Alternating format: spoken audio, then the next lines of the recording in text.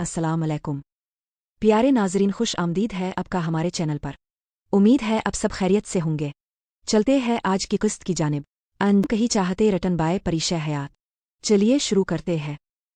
क्या अजीम ख्याल थे कि आग में कूदना भी है और जलना भी नहीं है, जैसे पानी डालना भी है, गीला होना भी नहीं है। ऐसे अजीम और अजीब ख्यालात सिर्फ ऐमन ज़ुबैर अहमर के ज़रूरत से ज़्यादा मसरूफ़ आफारिग दिमाग में ही आ सकते थे। अचानक गिरने के डर से ऐमन के मुंह से करा निकली थी, पर फिर पहली बार वो ये सोचकर खामोश हो चुकी थी कि अगर उसने अपनी सुरीली आवाज़ से पूरे घर को हिला भी दिया, अपनी दहशतनाक चीख के शोर से घर में मौजूद सभी मकीनों को उनके सुनने की ताकत से महरूम कर भी दिया, फिर भी उसने नीचे मौजूद सफ़ेद मार्बल के फर्श को ही खराज पेश करना था। सौ फजूल में अपने गिले और मीलों दूर तक मौजूद हर ज़ीरो पर इंतहाई किस्म का जुल्म ढाने का इरादा तर्क करती। वो अब खामोशी से सीग दर सीग सिलाई डींग करते हुए जीने के इख्तिताम पर मौजूद चिकने फर्श से टकराते हुए मिसलिया अंदाज में बड़े आराम से बेहोश होने का पुख्ता इरादा कर चुकी थी। यानी गुरु भी तो बना मशक्क़त की। अपने सोचों में खोए वो जो बिल्कुल किसी सल्तनत के निकमी और सुस्त मलिका की तरह बना अंजाम की परवाह किए हिलने की ज़ेमत अपने बचाव की अदना सी कोशिश को खुदा हाफिज कहती। अब नताइज का काफ़ी दिलचस्पी और खौफ के मिले जले तासुरात के साथ इंतज़ार कर रही थी। यानी काश वो अपना थोड़ा सा दिमाग इस्तेमाल कर साइड में लगी रेलिंग को पकड़कर अपना तवाज़ुन बरकरार रखने की कोशिश कर लेती, जो कि पूरी तरह कामयाब ना भी होती, फिर भी वो गिरने से बच सकती थी। लेकिन वो तो आला दर्जे की कम अक्ल थी, तो आला दर्जे की अलसी थी। फिर वो बेजार हो चुकी थी अपनी इन फजूल आदतों से, जो हर दूसरे बंदे के सामने इसे बुरी तरह जलील कर मुंह दुखाने तक के लायक नहीं छोड़ती थे। वो इंतहाई तहम्मुल और सब्र से शहाना अंदाज में अपने फर्श को खराज तस्लीम करने का काफ़ी जले दिल से इंतज़ार कर रही थी।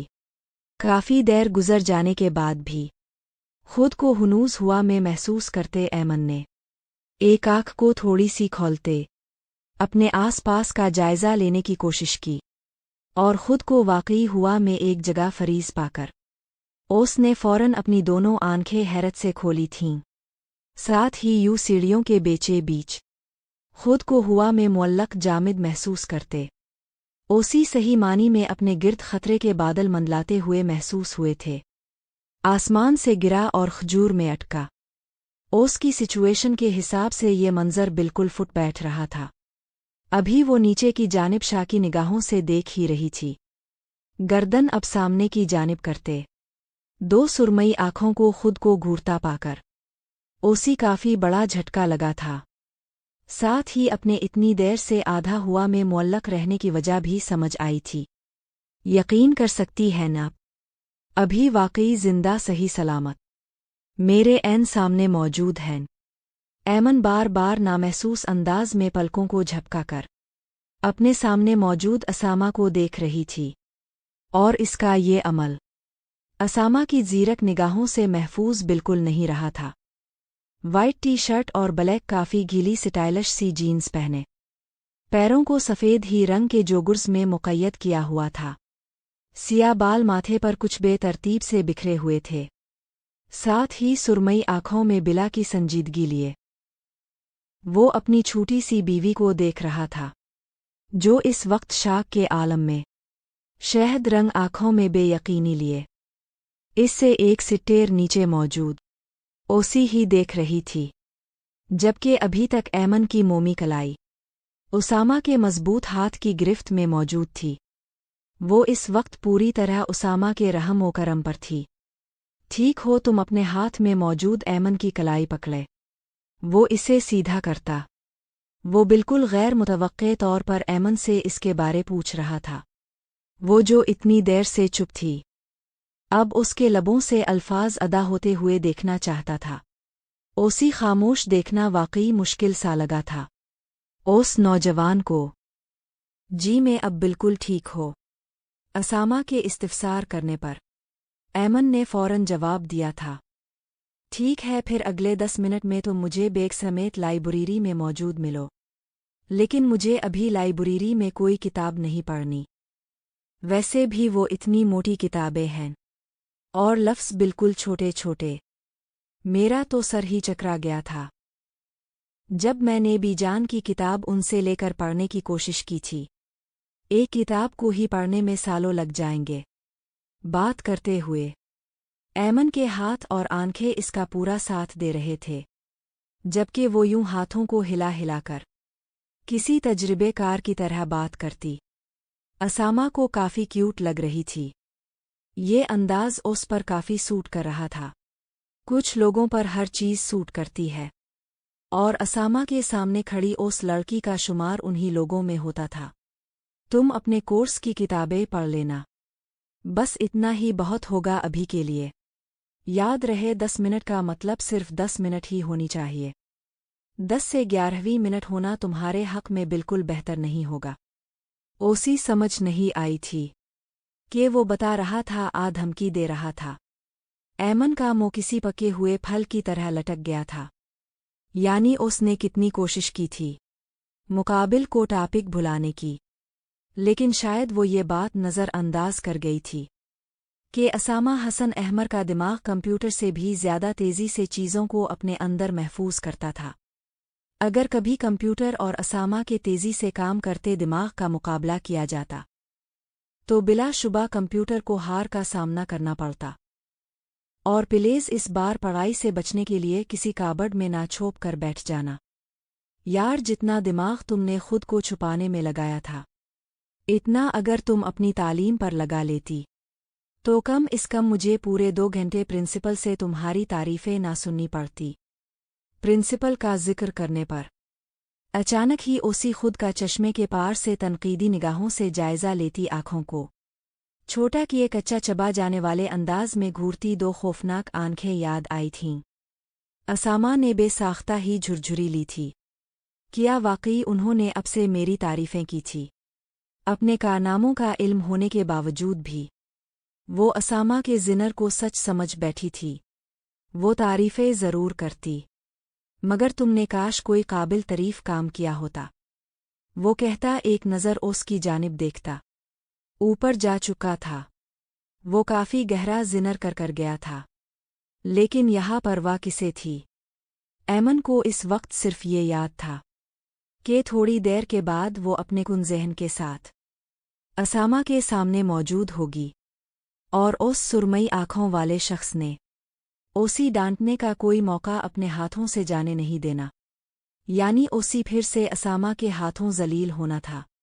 वो जो सोच रही थी कि उसकी सुरमई आँखों वाले जिनसे पगाई के मामले में जान बख्शी हो चुकी है, ये सिर्फ ऐमन की खाम ख्याली ही साबित हुई थी।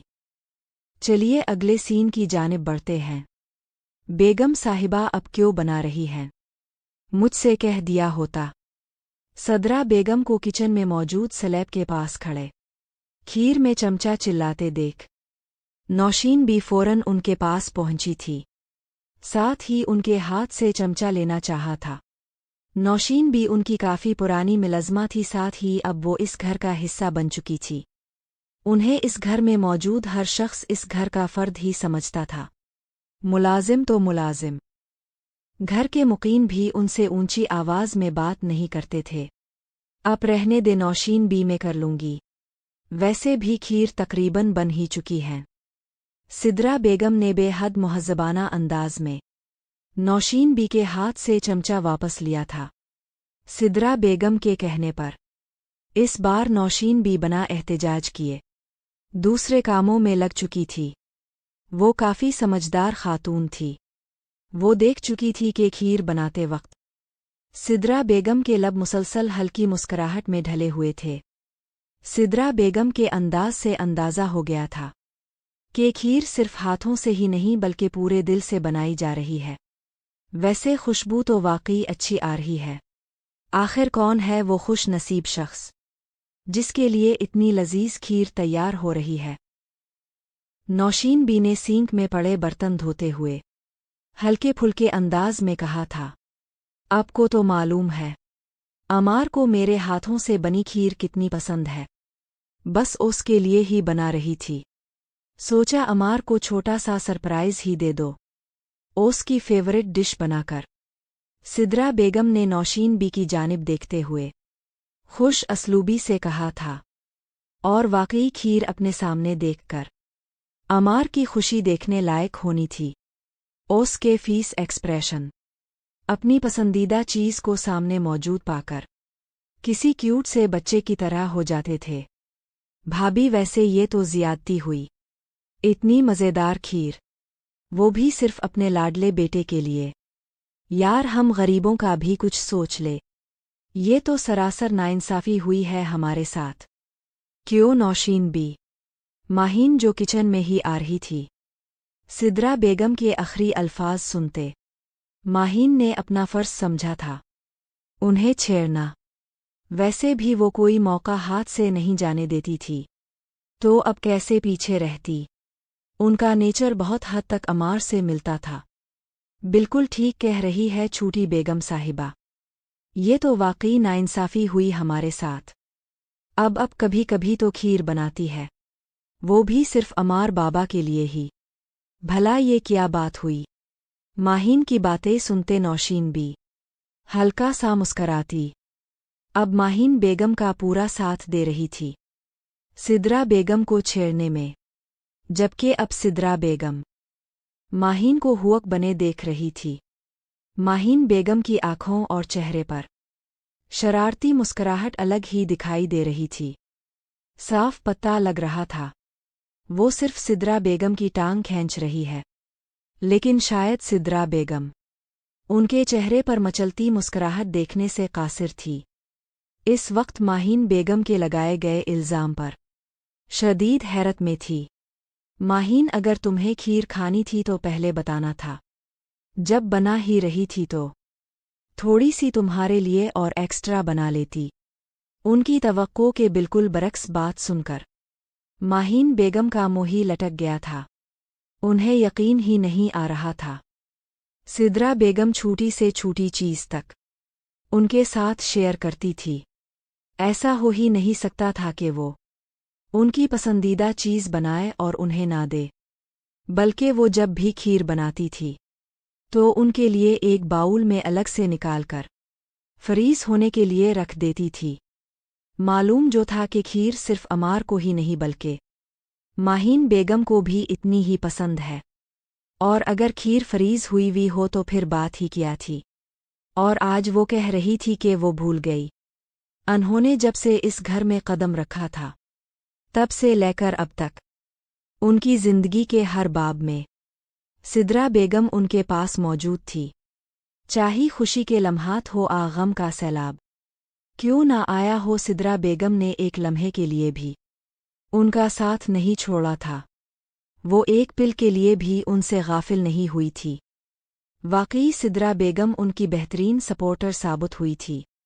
उन्हें इस बात पर यकीन करना मुश्किल होता भी क्यों ना कि वो भूल गई थी उनको खीर बनाते वक्त जो इंसान हर लम्हा अब को मुयस्सर रहा हो, कभी दोस्त बनकर, तो कभी रहम दिल इंसान के तौर पर, तो कभी ऐसे रोबदार उस्ताज की तरह।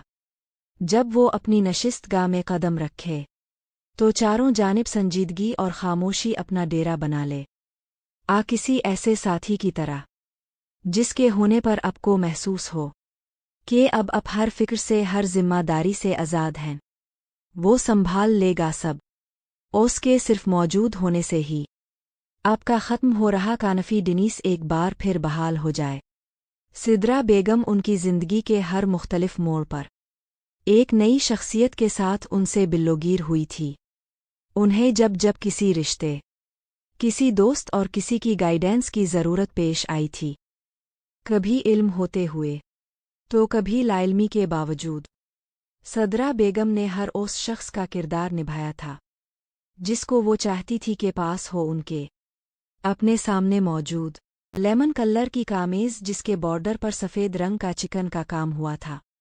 लेमन कलर की ही शलवार पहने, साथ ही हम रंग दोपट्टा सलीके से सर पर जमाए।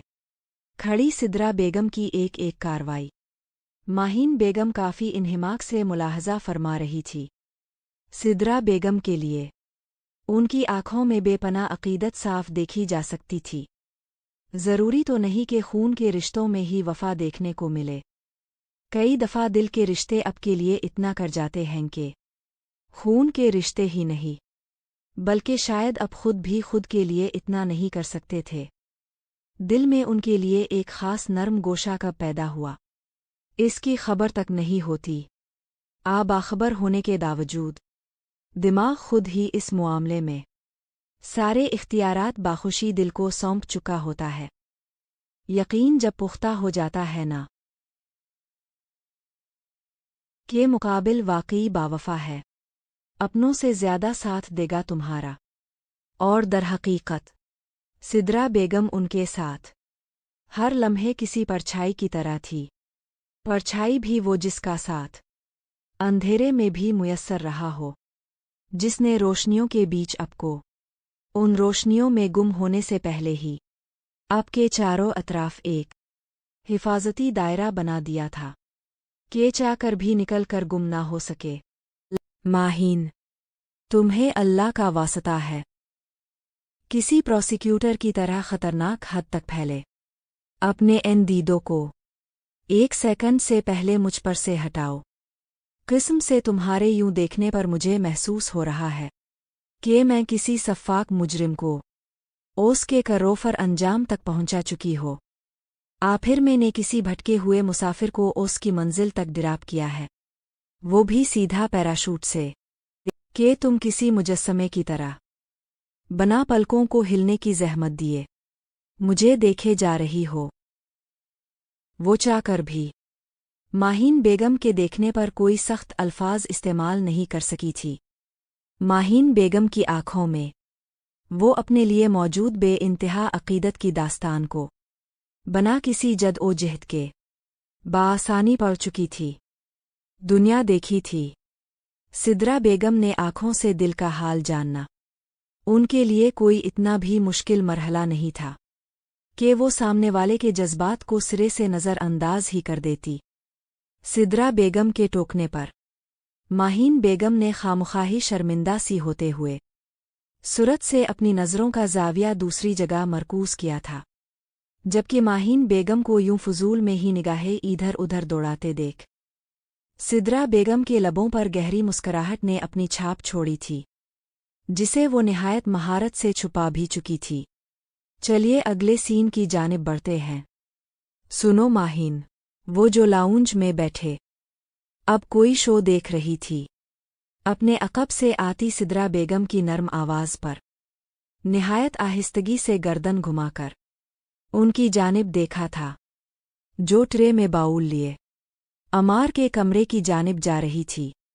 ट्रे में मौजूद बाउल में यकीनन अमार के लिए खीर थी। स्नाई भाभी माहीन बेगम का अंदाज़ काफ़ी पुरसुकून था।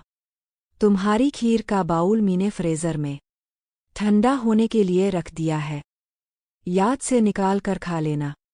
जी ठीक है, माहीन बेगम के कहने के साथ असबात में सर हिलाने पर सिद्रा बेगम अपने कदम आगे की जानिब बढ़ा चुकी थी। भाभी, माहीन बेगम की आवाज़ पर सिद्रा बेगम के चलते कदम अज़ खुद रुके थे। माहीन, कितनी दफ़ा कहा है, हर छोटी बात पर मुझे शुक्रिया ना कहने लग जाया करो। अभी माहीन बेगम सिद्रा बेगम को शुक्रिया कहने ही वाली थी कि उनके बोलने से पहले ही वो माहीन बेगम का इरादा जानती, उन्हें डांट भरे अंदाज में टोकती, पस मंज़र से गायब हो चुकी थी, जबकि उनके अंदाज पर माहीन बेगम के लबों को खुदसाख्ता मुस्कुराहट ने छुआ था। हर फर्द के तज़किरे को ज़हन में रखने वाली सिद्रा बेगम गालिबन एक हस्ती को पूरी तरह फरामोश कर बैठी थी, जिसका एहसास उन्हें था आखिर वक्त के साथ होना था। इस बात का अंदाज़ा लगाना फुल वक्त काफ़ी मुश्किल था। बहरहाल ये अमर यकीनी था कि सिद्रा बेगम के लिए ये एहसास पछतावों का एक तवील सिलसिला भी अपने हमरा लाने वाला था। कुछ लहरें तन्हा नहीं आती, उनके ताक़ुब में एक तूफ़ान भी होता है, और इससे संभलने में किसी को सिर्फ चंद लम्हात दरकार होते हैं, तो किसी के लिए पूरी हयात भी नाकाफ़ी साबित होती है। ये सब हैजान पर मुनहसर होता है कि इससे किनारे पर मौजूद शख्स का कितना ज़िया लाहिक हुआ, और यहाँ तो किसी का नाकाबिल तलाफ़ी खसारा आयद हुआ था। चलिए अगले सीन की जानिब बढ़ते हैं। वो अपना स्कूल बैग कंधों पर टांगे इस वक्त स्टडी रूम के वसी दरवाजे पर खड़ी अंदर देखने की सही कर रही थी। 2 से 3 कदम अंदर की जानिब लेते वो अपनी कोशिशों में कामयाब ठहरी थी।